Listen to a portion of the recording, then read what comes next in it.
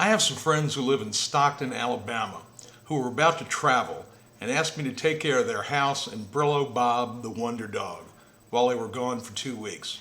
Bob and I have a long and wonderful relationship, and I jumped at the chance to get out of New Orleans' heat and stupidity.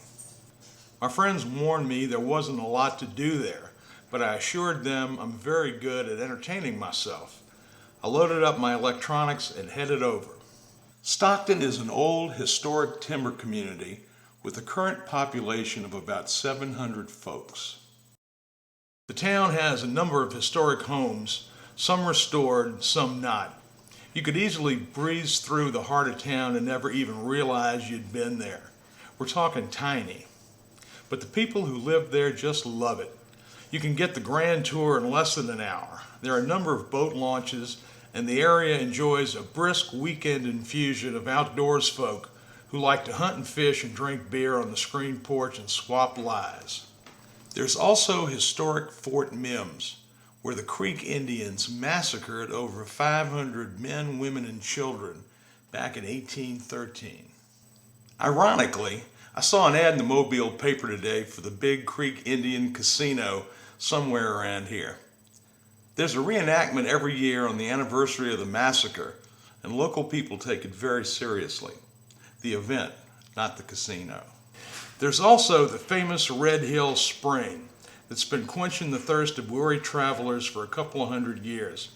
It's by the side of the road a couple of miles north of Stockton on 59. The night I arrived, they took me down to the local eatery called the Stagecoach Cafe. My kind of place. I was thrilled.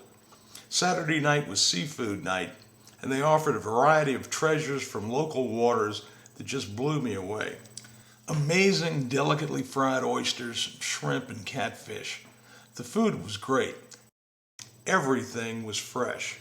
They get their seafood and vegetables directly from the producers. Makes a big difference. I suffered a bit of withdrawal on Sunday and missed their big midday offering. On Monday morning, all I could think about was trying their fried chicken, which is a standard I use to judge all places that claim to offer country cooking. I'd been hearing about the Stagecoach's fried chicken from a friend and was anxious to try it. Turns out it's closed on Monday. I was bummed, and I began to obsess about having some chicken. So bright and early Tuesday morning, I was at the door of the Stagecoach when they opened for lunch, accompanied by a local whose wife only allows him one trip to the Stagecoach a week. The Stagecoach is the dining room of Stockton, Alabama in northern Baldwin County. Many folks eat 3 squares a day there. As it proved to be, the food is so good, why go anywhere else? That first lunch there, I was introduced to a baker's dozen of local characters. And I was also introduced to some of the finest fried chicken that has ever crossed my palate. I'm not exaggerating here. This chicken is incredible. Moist inside with a light, tasty crust on the outside. You can't hope for better. Every single item on the steam table was fantastic. Even things I don't normally take to, like cauliflower, were great. And again, it's fresh. Joyce Overstreet is the owner and top dog, and she drives down to Loxley every week to get fresh vegetables. And they really know how to prepare them. The peas and beans and squash, all amazing. These people really know how to cook. Joyce was kind enough to tell me how they prepare their chicken. We always ice it down. We believe that brings the flavor to the most important thing for chicken is your chicken batter. The 2 things, your milk batter and your flour. Milk batter, we put 18 large eggs, and we beat the heck out of those before we ever put any milk in there. And we put about 3/4 of a gallon of milk. You used to use buttermilk. Well, the price of buttermilk, can't do that. So it's just milk, about 3/4 of a gallon, those 18 eggs. And then we put the chicken in that and let it sit,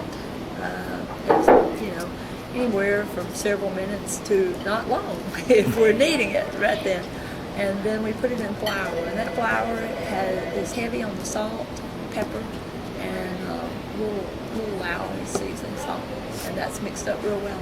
And we try to make sure we coat it real good, and then we put it in 350-degree oil. So it cooks anywhere from 12 to 14 minutes. What kind of oil is it? It's canola.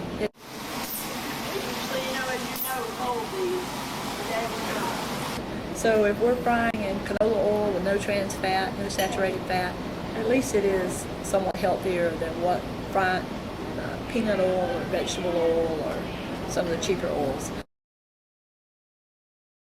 And every other Sunday, we don't do it every Sunday, we do shrimp and grits, which we fry the shrimp, the grits, we freeze them the night before, and then slice them, and we batter them in a buttermilk and meal recipe.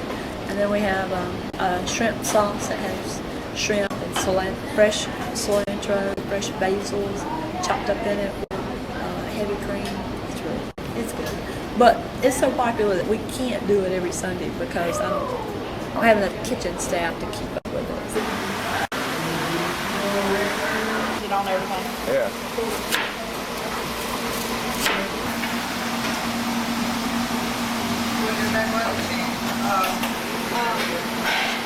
These are very small. So come on, you have to follow it. Check this.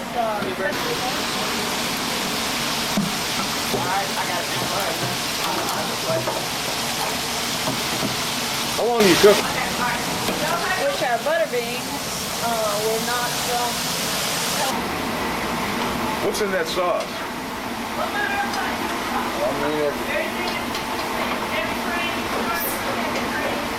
And it's a little different than most places will do them. You go to places and they'll have cheese grits or whatever and put shrimp on top of them. This is not it. It is fried grits and they're the bomb. You can eat the fried grits without the shrimp.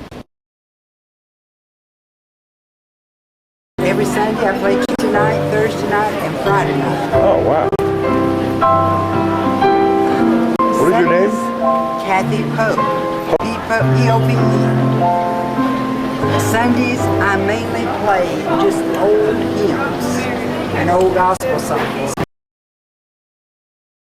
They also feature a couple of bluegrass bands at night that are really a lot of fun and quite entertaining. So it was 6.79 cents a bite.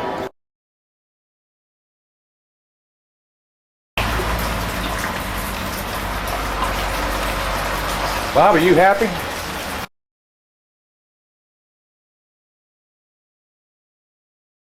The Stagecoach is easy to get to from Interstate 65. Just take either the Highway 225 or the Highway 59 exit off I-65 towards Stockton, and that'll take you right there in a few minutes. Call them if you have any questions.